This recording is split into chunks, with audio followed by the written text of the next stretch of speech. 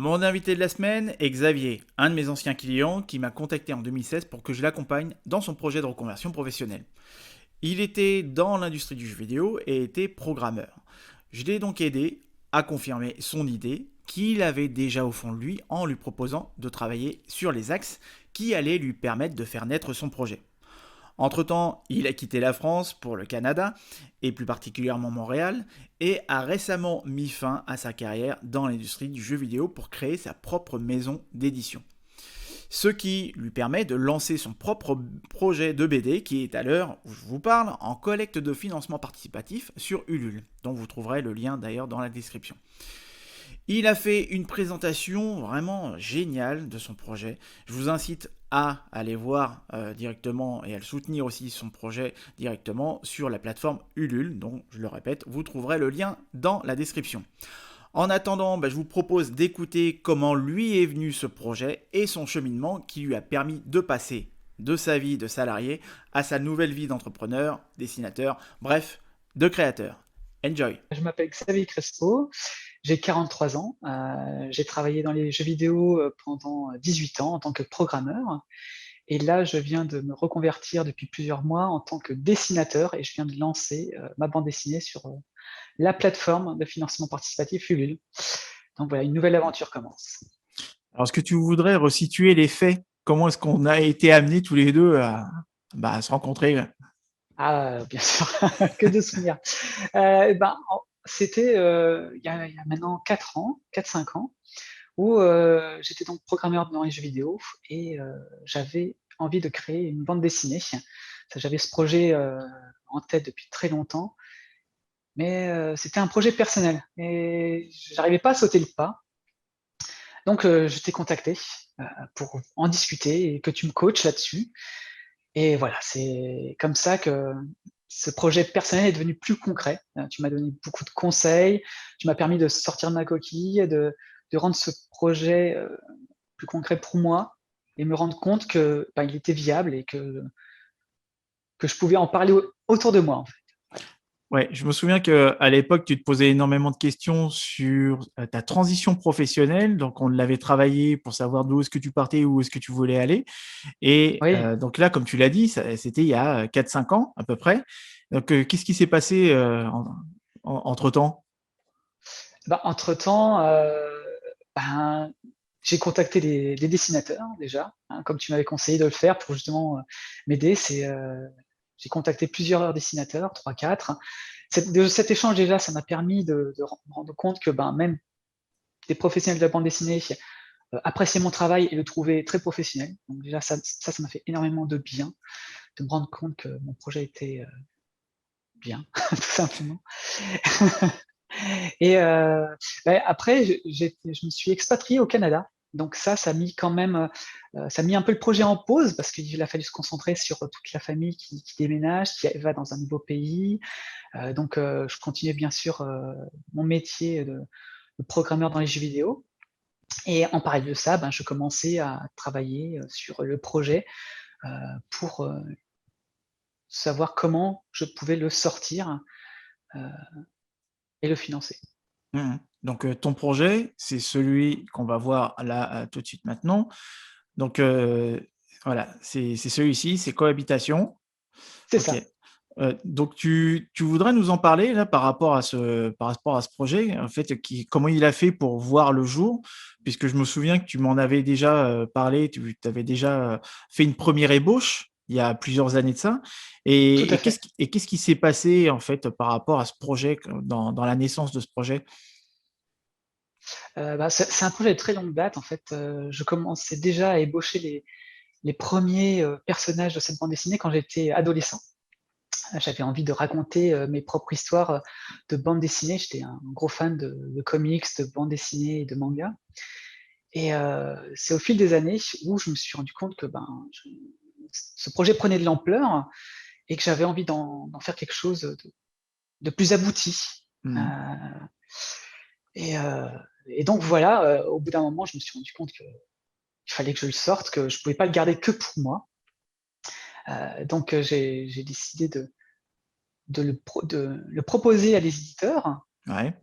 et n'ayant pas eu de retour positif, je me suis tourné aussi vers un éditeur, qui était en même temps, éditeur, mais aussi plateforme de financement participatif.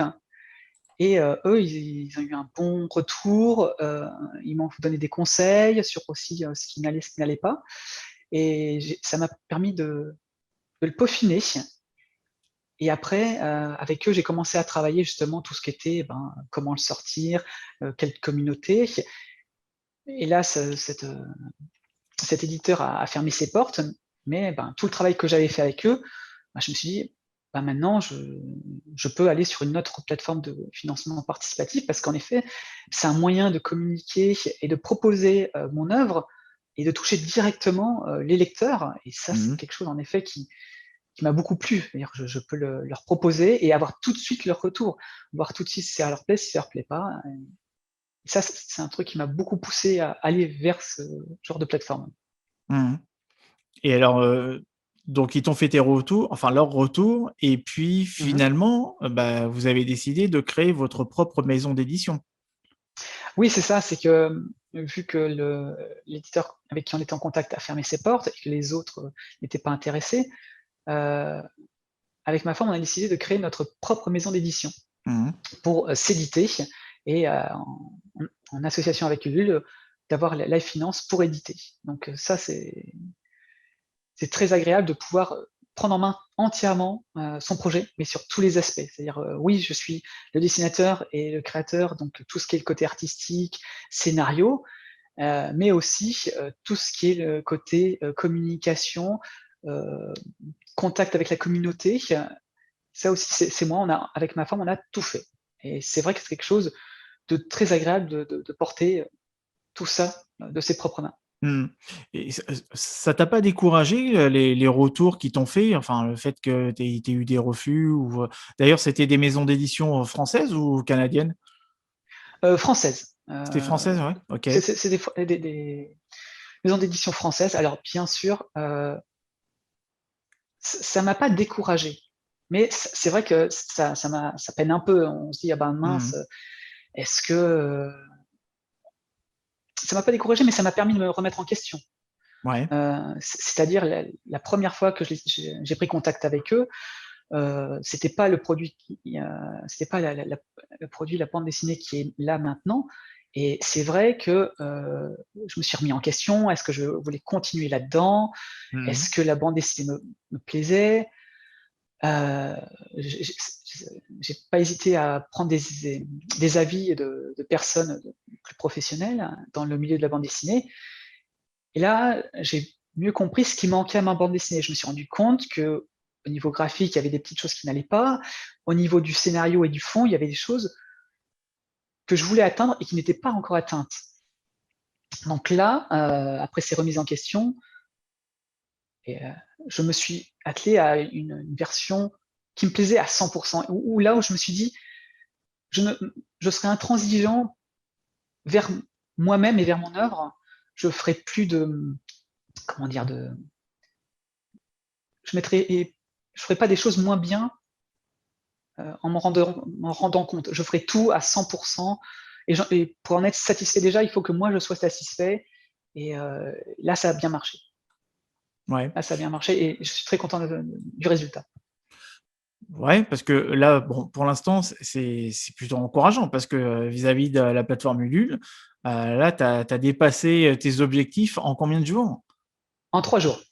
3 En jours, oui, ça c'était une grosse surprise, et très content. Merci à tout le monde là, donc ouais, tu as belle eu surprise. 48, contributions, c'est super bien, c'est plutôt cool. Comment est-ce que ça s'est passé la communication autour de ton projet? Et puis je reviendrai après, tout à l'heure, vis-à-vis de ce projet à proprement parler, parce qu'il y a beaucoup de personnes, à mon avis, qui doivent se dire que, ouais, bon, les projets de BD ou de manga ou tout ça, c'est très compliqué, mais comme tout, hein, de toute façon, comme tout projet dans démarche entrepreneuriale, et tous ces projets qui nécessitent de jouer avec l'incertain, forcément, c'est toujours compliqué. Mais vis-à-vis de la communication autour de ce projet de financement, comment est-ce que ça s'est passé du coup? Est-ce que tu t'étais déjà organisé? Tu as vraiment mobilisé tout ton entourage? Oui, déjà, donc je suis présent sur, Twitter et Instagram et après, oui, j'ai mobilisé, mais vraiment tout mon entourage, mes amis, ma famille, qui connaissent ce projet depuis longtemps et qui ont été contents de participer et qui attendent avec impatience d'avoir leur volume dans les mains et oui, c'est je pensais pas d'ailleurs qu'ils allaient être aussi réceptifs. Je dois avouer, ça a été une belle surprise, dès le matin du lancement quand j'ai vu le départ, mais je me suis dit: C'est pas possible, ma famille et mes amis sont formidables de me soutenir à ce point-là, quoi et de communiquer autour d'eux, d'en parler, de partager le lien, pour, faire connaître, la bande dessinée. Non, ça a été formidable ça. Donc je pense Un que gros soutien. ça a dû te réconforter d'une certaine façon. Tu as, 47-48 contributions, donc soit tu as une grande famille ou soit tu as beaucoup d'amis, mais il y a aussi beaucoup de personnes qui, alors on va dire, qui ont peut-être découvert ton projet à travers, la plateforme Ulule. Bah, tout à fait et c'est vraiment ça qui aussi qui fait plaisir, que ça fait toujours très plaisir que la famille et les amis supportent, mais en plus quand c'est des gens que tu connais pas et tu te dis: «Il me connaît pas et il me fait confiance et il a envie de voir cette bande dessinée» et de la voir, oui, ça fait tellement plaisir, quoi. C'est Mmh. c'est pour ça que je fais ça, c'est pour proposer, heu, mon œuvre avec ses idées, son message et que ça plaise aux gens. Mmh. Comment est-ce que tu as géré les craintes que tu pouvais avoir ou les peurs que tu pouvais avoir vis-à-vis de te lancer dans un projet où, de toute façon, aujourd'hui, je connais pas un marché qui est pas, où il y a pas de concurrence. Là, il y a beaucoup de BD, il y a beaucoup de dessinateurs, il y a beaucoup de personnes qui sont, on va dire, dans l'édition ou peut-être l'auto-édition. Du coup, toi, ça t'a pas fait peur de te lancer dans ce domaine-là? Si, bien sûr, c'est un des aspects les plus c'est le plus gros frein, Ouais. c'est l'aspect financier, plus que le projet en lui-même, c'est comment je vais pouvoir en vivre. En effet, moi je suis programmeur dans les jeux vidéo, j'ai un j'avais un bon salaire, j'ai une famille qui vivait sur ce salaire, on était très bien et se dire: «Est-ce que j'arrête tout pour me lancer, dans cette aventure où je sais pas si ça va fonctionner?» C'est sûr que c'est un très, très gros frein et c'est ça qui a fait que je le propose maintenant et pas plus tôt. Après, ça veut pas dire que j'aurais préféré le sortir plus tôt car je suis très content et je sais que c'est le bon moment, mais ça a été un gros frein. C'est vrai que j'ai dû me poser, autour d'une table avec ma femme et qu'on discute au niveau, finances. Est-ce qu'on peut se permettre de faire, une pause, au niveau du travail, même démissionner complètement pour vivre à 100 de ce projet pour pouvoir le lancer comme il faut. Car en effet, j'avais vu ces dernières années que j'avais essayé de travailler, à mon emploi et en même temps, en parallèle, de faire la bande dessinée, mais c'est très difficile. C'est très Mmh. difficile de faire les 2 en même temps. Ouais, parce que finalement, c'est elle qui s'est joint à toi, enfin qui s'est investie aussi dans ce projet? Parce que tu disais que vous étiez 2, donc Oui, vous êtes tous les 2 à avoir créé cette maison d'édition? c'est ça, donc moi j'ai créé cohabitation avec les personnages, le scénario. Mmh mh. Souvent elle relit un petit peu pour me dire un petit peu son œil extérieur ce qu'elle en pense. Et c'était à la suite de refus de mes maisons d'édition qu'elle m'a dit: «Mais pourquoi on ferait pas notre propre maison d'édition et qu'on Mmh. sortirait pas de nous-mêmes, la bande dessinée?» Et puis je me suis dit: «Mais c'est une très bonne idée, allons-y quoi, allons-y» et c'est à ce moment-là où on a pris la décision de quitter nos travails et de nous lancer pleinement, dans ce projet. Parce qu'elle était déjà en reconversion, hein, tu m'avais dit, hein? Oui, c'est ça, exactement. Elle avait déjà quitté son entreprise, en plus, au moment où on s'était expatriés Mmh. et donc voilà, elle était en reconversion elle aussi.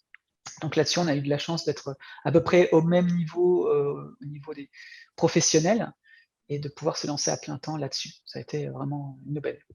Ouais, donc c'était pas forcément facile dans votre transition parce que tous les 2 vous étiez en reconversion professionnelle, vous avez, changé de pays, donc Oui, vous aussi, bah, voilà, hein, et vous avez une situation familiale, tous les 2.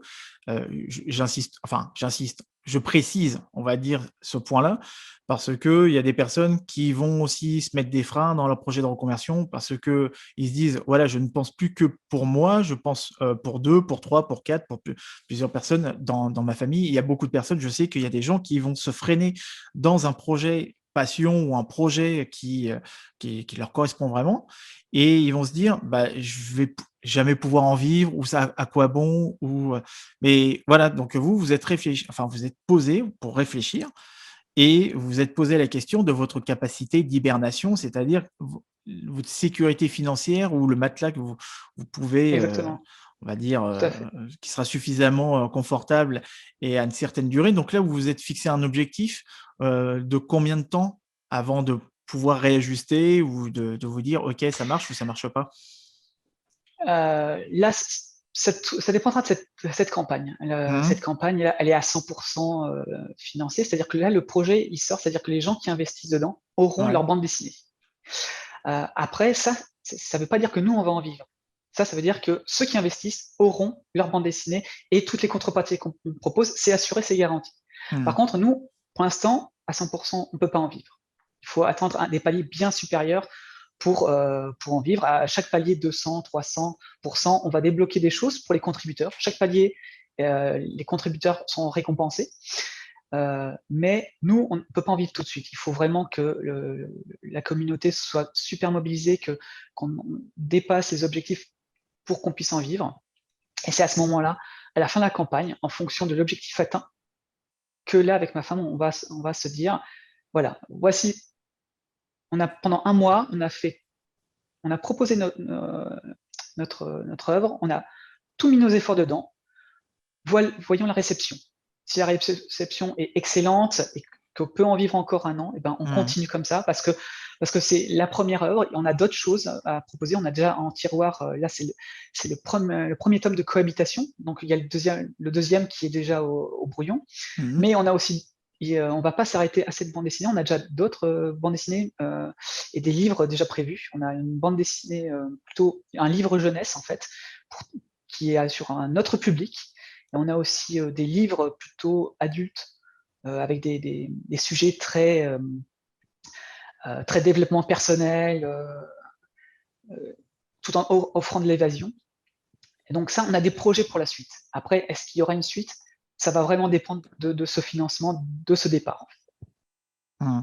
Et du coup, est-ce que tu parlais de communauté, mais est-ce que tu t'es, constitué un réseau de, je sais pas, de distributeurs, de fournisseurs ou d'autres dessinateurs ou est-ce que tu t'es constitué un réseau, à Montréal? Ah, tu es à Montréal, hein, c'est bien ça, hein, si je me dis, Tout à fait, ouais, je vis à vu Montréal. qu'on OK. J'habite à Montréal et ben, pour l'instant, ben, tous les prestataires ont été contactés pour l'impression, la distribution.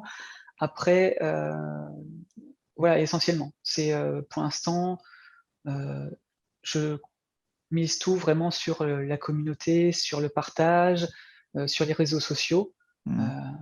après, là, pour l'instant, je me concentre à 100 sur, cette campagne, en fait. Ouais.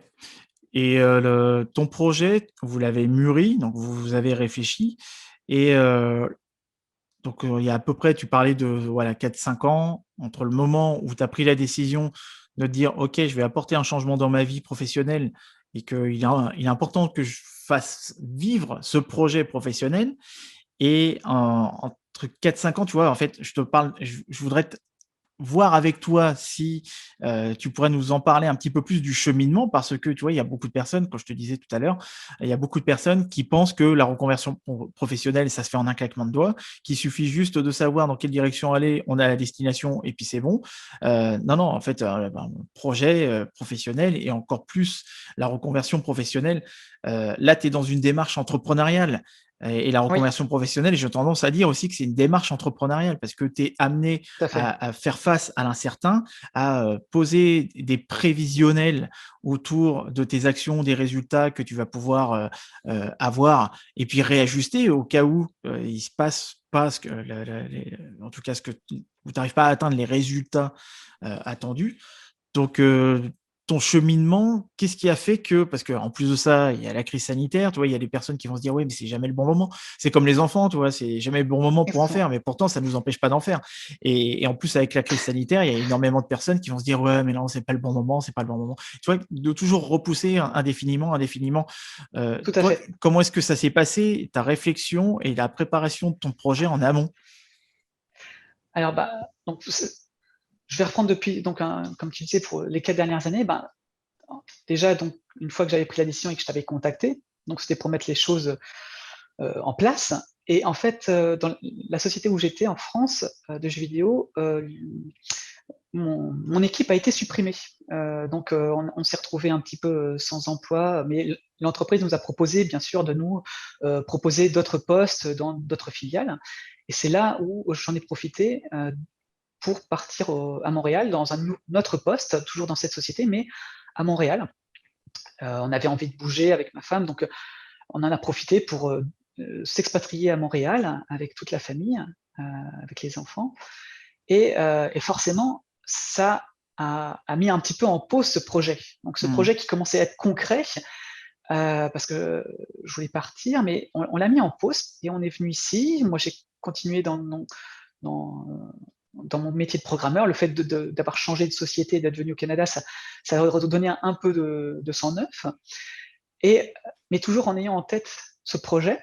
Et puis, ben, ça a duré un petit peu de temps avant que je me remette dans la concrétisation de ce projet. Et puis, ça a commencé il y a 1 ou 2 ans où, en allant au travail, j'ai commencé à pas être bien et donc là, je ne savais pas pourquoi. Je comprenais pas pourquoi, j'étais pas bien au travail. Pourtant, je me dis: «Ben, le travail que je fais, il me plaît bien, qu'est-ce qui se passe?» Et en fait, je me suis rendu compte que, ben, non, c'était mon autre projet, le projet de la bande dessinée qui commençait à plus être concret et surtout, je commençais à mal le vivre sans m'en rendre compte. Donc là, je me suis dit, j'ai eu une grosse prise de conscience parce que ça m'affectait de plus en plus, et ça a affecté aussi mes humeurs. Donc même pour la vie familiale, il faut faire attention à ci, à ça, où on dit: «Oui, on peut faire traîner», mais ça peut jouer aussi sur les humeurs et moi, je me suis rendu compte que, à la maison, ben, j'étais pas forcément toujours de bonne humeur parce que ce projet, je l'avais mis en pause trop longtemps et donc là, je me suis dit: «Il faut que je me remette dedans». Et c'est là où j'ai décidé de me mettre une date. Je m'étais mis une date, mai 2020, je pars de ma société et je me lance. En mars 2020, il y a eu la crise sanitaire, c'était un peu inattendu, donc beaucoup de télétravail, donc ça a encore un peu repoussé, mais au final, je me suis dit, pour moi alors il y a eu bien sûr, comme on en a parlé tout à l'heure, l'aspect financier, mais l'aspect émotionnel, relationnel aussi, fait que non, il fallait que je sorte, il fallait que je sorte cette bande dessinée, il fallait que je quitte mon emploi, c'était le moment. Voilà, il fallait parce que pour moi, j'en avais besoin. Mmh. Ouais, c'est quand même osé, tu vois, de se lancer dans un projet comme celui-ci en 2020, tu vois? Il y a plein de personnes qui se diraient, à mon avis, je pense que tu as eu beaucoup de personnes qui ont dû te dire: «Mais tu es sûr? Est-ce que c'est le bon moment? Est-ce que c'est pas risqué?» et cetera, et cetera. Tout à fait et en fait, c'est à ce moment-là, en fait, quand je voyais que j'étais plus très bien, tout ça, que ça allait pas bien, je me suis dit: «Il faut que j'arrête de réfléchir. Il faut que j'arrête d'être dans ma tête et que je passe à l'acte». Bah, alors il y a plein de façons de passer à l'acte, mais c'est mieux que d'être dans sa tête et c'est pour ça que j'étais pas bien, que j'étais, vraiment pas bien émotionnellement au travail ou à la maison. C'est que Mmh. j'étais trop en train de réfléchir à mon projet et que j'étais plus dans l'action et à partir du moment où j'étais dans l'action, alors l'action s'est concrétisée dans mon cas par la démission. Ça peut être autrement pour les autres, mais il faut sortir de c'est bien de réfléchir son projet, mais au bout d'un moment, il faut passer à l'acte. Voilà et voilà, il y a eu plusieurs étapes dans mon projet qui a été passé à l'acte. Un des premiers passages à l'acte, ça a été de te contacter, comme j'en ai parlé tout à l'heure. Te contacter a été un premier passage à l'acte qui a concrétisé quelque chose. Et ben, après la démission, c'était un deuxième passage à l'acte qui a encore plus concrétisé et qui a encore plus fait que le projet aboutisse. Mmh. Bon, il y a eu quand même pas mal de concours de circonstances dans ton cheminement et puis dans la préparation aussi de ton projet. Mais est-ce que tu voudrais, raconter cette partie où tu t'es mis à rencontrer des dessinateurs? Et comment est-ce que ça s'est Oui, fait aussi? oui, bah, justement, ça c'est quand quand tu me coachais, c'est toi qui m'en as parlé la première fois. Tu m'avais dit: «Bon voilà, ce qui serait bien, c'est que, tu te trouves un mentor, que tu contactes, des gens qui font le même métier que tu aimerais faire, pour justement en discuter». Et c'est vrai que, bah, ça oblige à assumer ce que tu veux être, en fait. Et donc c'est ce que j'ai fait. J'ai pu contacter, heu, un dessinateur, quelques semaines après que tu m'aies demandé d'ailleurs, qui était d'ailleurs un parent d'une amie de ma fille, que je connaissais pas et que j'ai découvert, et donc j'ai pu en discuter avec lui poser des questions, lui montrer mon travail. Il m'a conseillé, il a pu me donner plein de son avis sur tout ce qui était artistique, et c'était vraiment très agréable, hein, et ça m'a permis vraiment d'assumer ce projet à à l'extérieur du cercle familial. Mmh. Tu t'es dit que c'était un signe? Oh oui, complètement, complètement. C'était, quand tu m'avais dit de contacter, je m'étais dit: «Mais comment je vais faire pour contacter? Juste par mail, tout ça?» Et puis, un matin, juste en allant à l'école, donc ce monsieur me vient vers moi et me dit: «Ma fille invite votre fille à un goûter d'anniversaire et les parents sont conviés». Et quand je vais à ce goûter, je découvre que c'est un dessinateur de bande dessinée, non, je me suis dit: C'est c'est pas le hasard, c'est pas possible». C'est super bien, c'était un très, très bon moment. Ça, un beau moment de partage, un beau moment heu, de de développement personnel même. C'était vraiment génial, un très bon souvenir. Parce que lui, c'était son métier à plein temps, c'est ça? Oui, c'était son métier à plein temps, oui. Ouais et ça faisait combien de temps qu'il exerçait ce métier-là? Tu te souviens? Alors, une vingtaine ou 15 ans, je crois. Oh, d'accord. Il était dessinateur sur un projet connu? Heu, oui, oui, oui, il fait toujours des bandes dessinées, il est toujours dessinateur, heu, j'ai plus le nom de cette bande dessinée, mais très, très bon, ouais, ouais. Ouais, OK.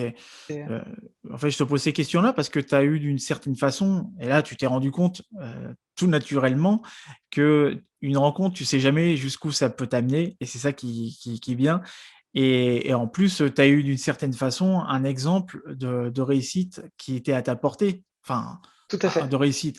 Après, peut-être que c'est pas forcément ton modèle de réussite, mais en tout cas, tu as eu un exemple de réussite et et est-ce qu'au Canada, tu as, trouvé aussi d'autres personnes qui t'ont aidé ou peut-être, des mentors aussi qui t'ont, aidé à aller de l'avant dans ton projet? Oui, ben, quand je suis venu au Canada, pour reprendre un petit peu le projet, en effet, je me suis dit: «Ben, je vais suivre tes conseils, je vais contacter d'autres dessinateurs pour avoir d'autres avis». Et j'ai contacté, 2-3 dessinateurs, et j'ai pu converser avec eux par mail ou même par téléphone. Certains m'ont même, proposé des appels téléphoniques pour, qu'on en discute, pour m'expliquer un petit peu comment ça se passait dans Mmh. l'édition, et ça m'a permis de me rendre compte de certaines réalités que j'imaginais pas. Donc ça c'était très bien de voir, en effet. En plus, ce qui était bien, c'est que chaque personne contactée avait une expérience différente, donc c'est très enrichissant. Ouais. Tu as trouvé qu'il y avait une différence entre la France et le Québec de manière générale vis-à-vis de tout ce qui est, prise d'initiative ou changement de job ou changement de vie? Est-ce que tu as trouvé qu'il y avait une atmosphère différente? Alors, je travaille dans un milieu quand même particulier qui est les jeux vidéo. Donc c'est un domaine dans les jeux vidéo où, surtout, à Montréal, qui est quand même une ville très importante dans le milieu du jeu vidéo, où il y a beaucoup de sociétés de jeux vidéo, où ça arrive très fréquemment que quelqu'un, quitte son emploi pour créer sa propre société de jeux vidéo, ou qui va participer à une société plus petite, où c'est plus, limite une start-up. Donc ça arrive très souvent. Heu, le jeu vidéo est très ouvert à ça, donc c'est-à-dire quelqu'un peut quitter une grosse société, faire sa petite société, et si ça marche pas, ils peuvent revenir, il y a aucun souci. C'est très ouvert, c'est un monde créatif, donc c'est quelque chose de fréquent. Même moi, avant de partir, j'ai connu, plusieurs personnes, et même des amis à moi ont créé leur propre société, travaillent sur leurs propres jeux vidéo en suivant leurs idées. Et il y en a certains, on parlait tout à l'heure de l'aspect financier, ben, ils vont travailler, 60 de leur temps, sur leur projet de leur société de jeux vidéo et 30-40% du reste du temps, ils vont travailler dans des sociétés en proposant leurs services pour avoir un apport financier et pouvoir vivre de leurs rêves, quoi. Donc, ce projet, il pourrait très bien te servir, d'une certaine manière, de tremplin, peu importe le scénario, que ce soit positif ou négatif, ou voire même aussi neutre, hein. Tout à fait. C'est quelque chose auquel je m'ouvre. C'est-à-dire que mon a je là, je lance mon projet et le le 22 avril, quand ce sera fini, quand la campagne de financement sera finie, je verrai le résultat de la campagne. Je verrai est-ce que ça a fonctionné? Est-ce que ça a un peu fonctionné? Est-ce que ça a pas du tout fonctionné? Là, ça fonctionne en tout cas, mais comme je vous ai dit tout à l'heure, il faut que ça fonctionne encore plus et en fonction de ce résultat, là oui, je verrai ce que je fais et c'est vrai que je m'attends aussi à ce que, pendant cette campagne et même après, d'autres propositions, peut-être autres d'ailleurs que la bande dessinée, je ne sais pas, soient proposées, qu'il y ait d'autres portes, heu, qui s'ouvrent. Donc, en effet, je n'essaye plus de penser à qu'est-ce que je vais faire dans une semaine. Là, je pense au moment présent et toutes les propositions, je les étudierai avec plaisir et je les étudierai comme étant possibles. Ouais, surtout qu'en plus de ça, moi je pars du principe que on est de plus en plus dans cette logique que les opportunités, certes, il y en a toujours, je ne sais pas s'il y en a plus ou s'il y en a moins, il y aura des partisans de la création d'entreprises qui diront que dans chaque crise, il y a des opportunités. Il y aura les frileux qui se diront juste par rationalité ou par effet de logique, ils vont se dire que de toute façon, il vaut mieux viser la sécurité. En fait, tant que tu testes pas, tant que tu n'es pas dans l'action, tant que tu n'es pas dans la création de quelque chose, tu peux jamais te rendre compte et tu peux faire toutes les hypothèses que tu veux. De toute manière, il y a que en testant que tu te rendras compte, si ça marche, si ça marche pas, s'il faut réajuster et qu'est-ce qui se passera, derrière par la suite, ouais. Oui, je suis complètement d'accord. Là, par exemple, quand il y a 2 jours, tu m'as proposé de faire ton podcast, moi, c'est pas mon rayon de parler mais je me suis dit: «On me propose quelque chose, sois dans l'action, accepte». Et on va voir ce que ça va t'apporter. Donc oui, il faut être dans l'action et puis pour ceux qui disent, «Oui, il y a beaucoup d'opportunités, oui, il y en a pas beaucoup», mais c'est pas grave. Il suffit juste d'avoir une opportunité et de l'accepter et qu'elle soit la bonne et ben, ça suffit. C'est on en revient à qu'on disait tout à l'heure. Au bout d'un moment, il faut arrêter de réfléchir et juste être dans l'action. Il y a une opportunité, saisis-la. N'essaye pas de réfléchir s'il y en aura d'autres plus tard. Prends déjà la 1re qui arrive. Même si c'est bien d'être, dans la réflexion, hein, mais ce que tu veux dire par là, c'est Bien que sûr, faut être dans la c'est réflexion, il faut être et dans la réflexion et l'action. mmh, mmh, ouais. Du coup, là, on parle de ton cheminement, de ton changement de vie, de ton projet professionnel, mais tu voudrais m'en parler de cette BD, de l'histoire de ton personnage? Ah bah, bien sûr, alors, bah, ça c'est une histoire que j'ai voulu vraiment très divertissante, hein. C'est une aventure, où il y a de la science-fiction, de l'humour, mais j'ai voulu aussi avoir, des sujets plutôt de développement personnel Mmh. pour, que tout ça s'entremêle de façon, vraiment agréable. Donc, alors l'histoire, là, nous allons suivre les aventures de Thomas, qui est un adolescent qui est un petit peu blasé de la vie. Il y a plein de choses qu'il ne comprend pas dans la société, voilà, il a un mal-être en lui, mais il ne sait pas pourquoi. Et à travers cette rencontre, il va rencontrer une extraterrestre qui va venir sur Terre. Et de cette rencontre, complètement inattendue, ça va lui permettre de découvrir le monde, mais pas un nouveau monde, mais il va redécouvrir le monde dans lequel il vivait, et ça va lui répondre à certaines de ses questions qu'il n'avait pas auparavant. Voilà. Ça me rappelait, enfin, je t'ai fait la comparaison, je voulais pas non plus être, réducteur ou trop simpliste, hein, mais du coup, l'extraterrestre, ça m'a rappelé, ce manga, je pense qu'on est de la même génération à peu près, donc ça m'a rappelé le manga qu'on avait au Club Dorothée, Lamu, Urusei Yatsura qui Ah était, oui, en tout à fait. version japonaise. Comment est-ce que t'es venue cette histoire? Comment est-ce que voilà, c'est quelque chose où tu t'es inspiré d'une histoire déjà existante, ou c'est quelque chose que tu avais déjà en tête depuis longtemps? Comme j'ai dit tout à l'heure, j'aime beaucoup tout ce qui est manga, comics, BD, et j'en ai lu comme toi beaucoup, la Mu et d'autres, et j'ai eu envie d'apporter ma version de toutes ces histoires. Donc forcément, il y a beaucoup d'inspiration de plein de choses. Je prends un peu de partout ce qui me plaît pour faire ma propre vision, mon propre style. Et mais au fil du temps, j'ai voulu aussi avoir toujours ce cette BD très divertissante, très amusante, avec de l'action, mais aussi avoir un sujet de fond. Vraiment aborder des sujets qui m'intéressent même en tant qu'adulte. Ce qui fait que quand on lit cette, bande dessinée, un enfant ne verra pas forcément la même chose qu'un adulte, parce qu'il y a une deuxième lecture qui peut être faite par un adulte qu'un enfant ne comprendra pas tout de suite, parce qu'il n'aura pas eu toute l'expérience de la société. Parce que oui, il y a de la science-fiction, mais ça se passe, avec un héros qui lui est complètement comme nous. C'est une grande différence que j'ai voulu faire par rapport à d'autres BD, mangas, c'est où le héros devenait l'élu, il commençait à avoir des pouvoirs, il devenait super fort. Non, le mien, je voulais garder ça jusqu'au bout, c'est qu'il soit un adolescent et qui va évoluer pour devenir différent, mais pas au niveau super pouvoir ou quoi que ce soit. Non, il sera normal, il sera comme nous. C'est juste qu'il va comprendre des choses sur le monde qui l'entoure. Donc, il y a une certaine manière, on va dire, enfin, ta BD, tu l'enrichis, mais elle t'enrichit aussi. Énormément. Oui, oui, tout à fait. Elle m'a beaucoup. On s'est un peu influencé mutuellement. C'est vrai que bande dessinée est quand même mon reflet. C'est-à-dire que beaucoup de mes valeurs sont retranscrites dans la bande dessinée, beaucoup de sujets qui m'intéressent sont retranscrits dans la bande dessinée.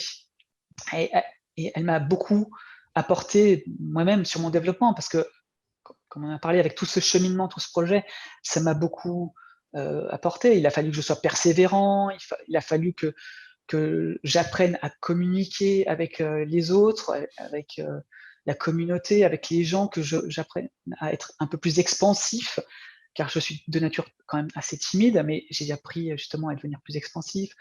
Ça m'a beaucoup servi. Et c'est vrai qu'il y a beaucoup de moi dans cette bande dessinée. Même le héros, il y a beaucoup de choses qui on se ressemble de plus en plus, en fait. Ouais. Tu, Est-ce que tu penses que je sais pas, hein, quand tu disais que tu étais ouvert aux opportunités, mais est-ce que tu penses que cette maison d'édition pourrait, à terme, plus tard, éditer d'autres éditeurs, enfin je Autres cherche le auteurs, mot. Voilà, merci. Je cherchais le mot. D'autres auteurs, d'autres dessinateurs. oui, tout à fait. Oui, oui, dessinateur ou auteur, ce qu'on veut, c'est, surtout donc nous, ce qu'on compte faire, c'est éditer d'abord, bande dessinée, là, avec cohabitation, mais on va pas s'arrêter là. On pense déjà à la suite. Donc bien sûr, il y aura le tome 1 qui va sortir, puis après le tome 2, et cetera. Mais aussi, on pense à des livres jeunesse. Heu, Nous, on a des enfants donc de 3 et 9 ans, et on a beaucoup lu de livres pour elles, et on a envie d'apporter aussi, nos idées, et que même pour les enfants, on peut leur apporter, des fois des petites notions. Il y a des livres pour enfants très bien faits, et on veut aussi apporter ce petit élément en plus à la jeunesse.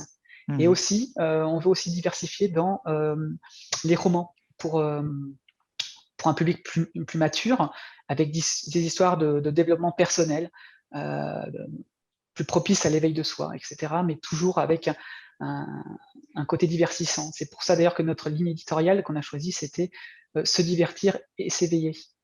Mmh. Et c'est ça, c'est vraiment, oui, on est ouvert à d'autres auteurs. Ce qu'on veut, c'est, voilà, c'est des œuvres qui permettent vraiment d'apporter, des sensations positives, nourrissantes, hein, parce que ça manque un peu au quotidien, surtout, en ce moment, on a besoin d'évasion, mais aussi, quelque chose de profond, et qui permet de s'épanouir et de se réaliser. Mmh. Bah, écoute, j'espère que tu t'épanouiras et tu te réaliseras à travers ce projet. En tout cas, moi, je te le souhaite. D'ailleurs, ça me fait penser à un type, c'est un Français, qui est à peu près nous aussi de notre génération et qui avait créé, 2 maisons d'édition, mais lui, il est plus spécialisé sur, bah, justement sur le milieu dans le milieu du jeu vidéo. Il y en a une qui s'appelle peut-être que je sais pas si tu connais, hein, peut-être, qui s'appelle Pixel Love. Il avait créé ça, je crois, en 2010 et puis il en a créé une deuxième qui s'appelle, Okame et lui, il est plus centré, spécialisé sur tout ce qui est rétro gaming. Donc il Ah d'accord, propose, ouais. des bouquins qui sont, sur l'histoire, de, tel jeu vidéo, l'évolution des jeux vidéo et cetera. Donc c'est vraiment le côté historique, du jeu vidéo et parfois même il propose aussi, là c'est plutôt les éditions Pixel Love, mais, je sais qu'il propose aussi des éditions de jeux, qui sont sortis dans les années 90 et qui sont peut-être en dématérialisé, sur la PlayStation Store ou autre et puis il propose des versions boîtiers mais des versions boîtiers collector, du genre, Ah! style, Neo Geo ou des trucs dans ce style-là, quoi. Il en a créé une deuxième de maison d'édition qui, elle, est plus spécialisée sur l'histoire aussi du jeu vidéo. Et je sais qu'il avait édité aussi des youtubeurs qui se mettent aussi énormément comme, Joueur du Grenier, Oui, qui se mettent aussi énormément à se lancer dans la BD. Bon, après, voilà, on en a son propre avis, hein. Je ne veux pas te poser les questions vis-à-vis de ça. Je pense, de toute façon, c'est pas forcément le sujet. Mais voilà, je pense que, d'un point de vue du marché de l'édition, est-ce que tu t'étais aussi renseigné sur les tendances actuelles? Heu, Bah, est-ce que tu avais fait comme ce qu'on appelle une étude de marché pour pouvoir la lancer? non, très clairement, j'en ai pas fait parce que le monde de la bande dessinée, il y a beaucoup, beaucoup, beaucoup de bandes dessinées. C'est vrai que c'est un milieu qui plaît beaucoup, qui a beaucoup de succès et il y a beaucoup d'offres, beaucoup d'offres. Et si, je sais que si je me lance dans une étude de marché, ça peut me décourager et de toute façon, j'ai envie de sortir ce projet et je veux voilà, comme je le sors parce que j'en ai envie de le proposer et il faut que ça soit fait. Heu, je veux le sortir, je le sors et je j'avais pas envie de me poser la question: «Est-ce que il y a des gens qui sont là? Est-ce qu'il y a pas trop? Qu'est-ce que font les autres?» Non, parce que je voulais pas être non plus influencé. Je voulais proposer ma bande dessinée avec ma propre vision et pas essayer d'être influencé par: «Ah, il y a ça qui marche, est-ce que je pourrais faire un peu ça?» Non, c'est aussi ça, c'est, garder son idée jusqu'au bout et puis, après la proposer à tout le monde, d'où le tu vois? Je voulais pas faire d'études de marché, mais j'ai préféré sur une plateforme de financement justement pour avoir directement, l'avis, des contributeurs, des lecteurs et voir comment ça se passe. Bah, c'est une forme d'étude de marché, hein, le financement participatif, C'est ça. ça te permet de Mais voir si ton projet, il prend, si voilà, c'est quand même un indicateur. Ça fait pas le tout, mais en tout tout à cas, c'est fait, quand même un indicateur. ouais.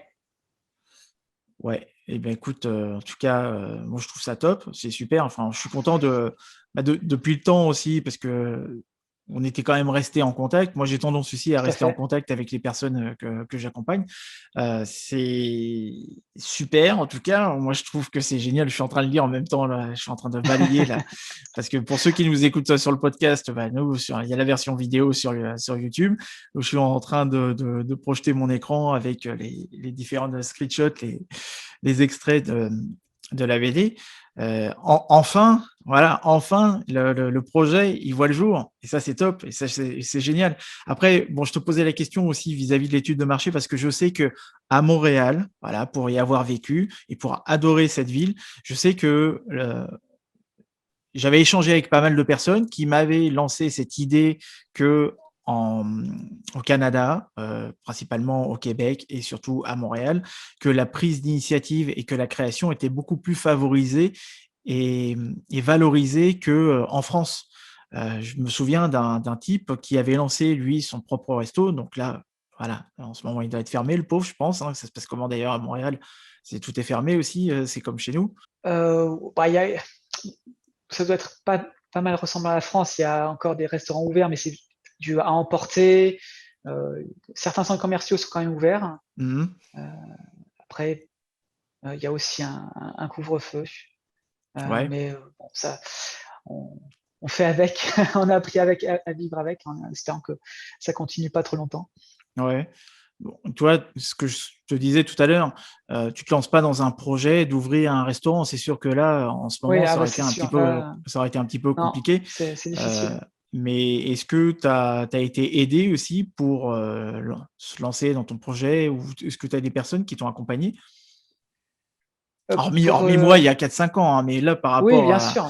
là, ces derniers mois, est-ce que tu as eu une Non, aide particulière? hem, ces derniers mois, non, ça a été vraiment, non, là, c'était vraiment ma femme et moi sur le projet. On n'a pas eu trop d'aide extérieure, là, pour l'instant. Bon, après, Mmh. on a bien sûr contacté tout ce qui était les prestataires, traducteurs, parce que la bande dessinée est en anglais et en français, heu, mais non, pour l'instant, Ouais, mmh, et un point qui est super important, c'est que, bah, tous les 2 vous êtes, dans ce projet-là. Mais déjà, oui, ta femme te soutenait dans ton projet de reconversion avant même de le tout à formaliser. fait, tout à fait et c'est vrai que c'est important d'avoir que même les enfants sont aiment ce qu'on fait. Ma fille a déjà lu la bande dessinée plusieurs fois, elle adore ça, heu, elle adore en parler à ses amis. Je suis même obligé de lui dire, ne raconte pas trop de détails non plus pour qu'ils aient des surprises.